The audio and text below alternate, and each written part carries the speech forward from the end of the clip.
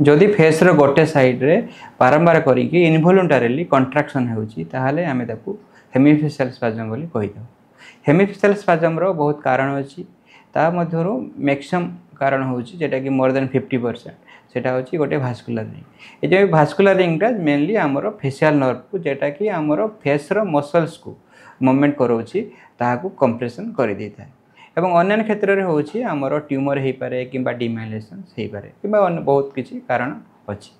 एवं यार treatment mainly depend करूची हमरो तार कारण कोन सेति पई आमे गोटे एमआरआई करिथा। जदि एमआरआई रे भास्कुलर रिंग मिलिला ताहले तार ट्रीटमेंट होची हमरो भास्कुलर डिकम्प्रेशंस। एवं जदि ट्यूमर मिलला किबा अन्य कारण मिलला ताहले आमे ताकू से अनुसार तार प्राइमरी कॉज को ट्रीट करथा। एवं जति कारण न मिलला किबा पेशेंट सर्जरी करिया पई तार इच्छा नाही ताहले तार मेन ट्रीटमेंट होची हमरो बोटुलिनम टॉक्सिन।